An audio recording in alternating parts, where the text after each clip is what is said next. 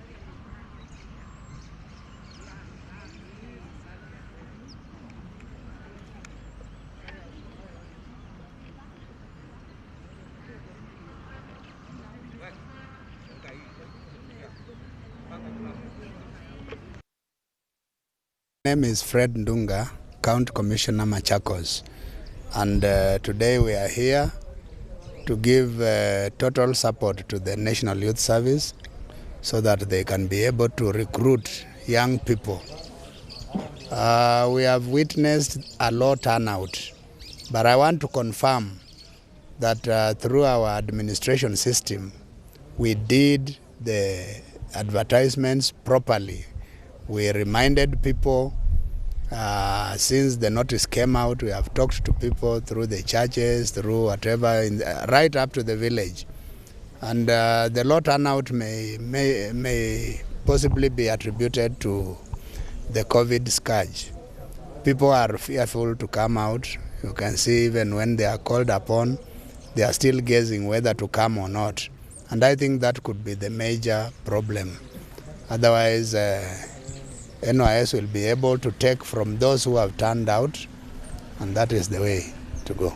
We wish to encourage the youth that every time there is an opportunity like this, they should be able to come forth and grab the opportunity, because many youth are complaining, there is nothing they can do, they are just idling around, but these opportunities come.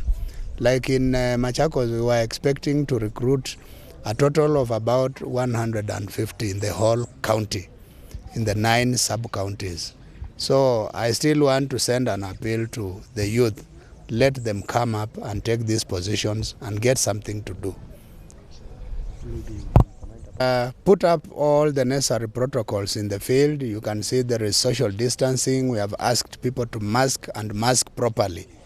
And we want to encourage the other areas like Earth River, the other areas like Yatta, the other sub-counties which will have the recruitment tomorrow.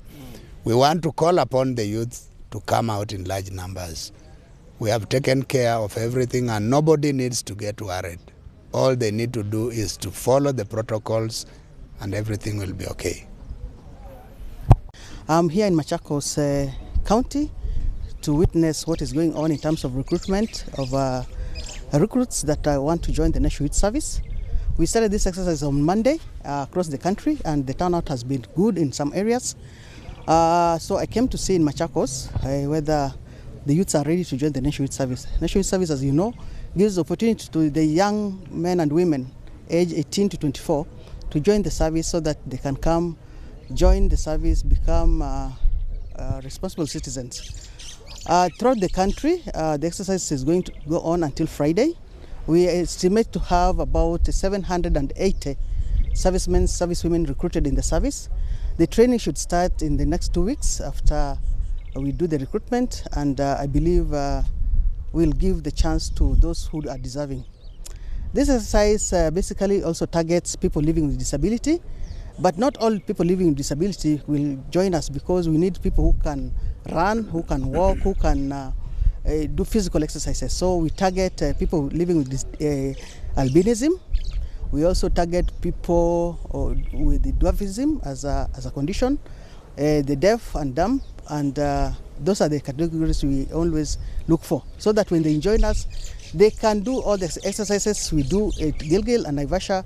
They can perform any maneuvers and any other exercise that are given, because they are really intense exercise. So we must get people who are also fit, although they might be living with a disability, but they are able to run, they are able to join others in doing other manual work. So that's what we are aiming at.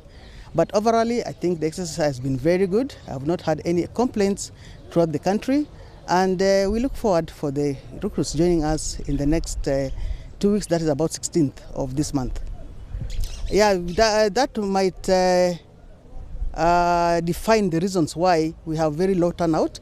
With COVID-19, people might be scared to come for the exercises. They might be afraid to come and join others in terms of crowd. Again, one of the conditions we had said is that we want people who have been tested. So you can see that the turnout might be because of that. People might be fearing to test, or people might not have money to test. But overall, once we get them, we also still will test them at college, so that we are so sure that the ones joining us are free of COVID. But should we get people living with people who are affected with the pandemic, the time they report in Gilgil and Naivasha, we have isolation centers, and we have our doctors who will come and look at them and make sure that they're fine, so that we also don't discriminate, because once we have picked you, we expect you to go through the exercise of paramilitary for the next 6 months with us. So I think COVID is a challenge. Because secondly, again, we have to also to ensure they have masks all the time.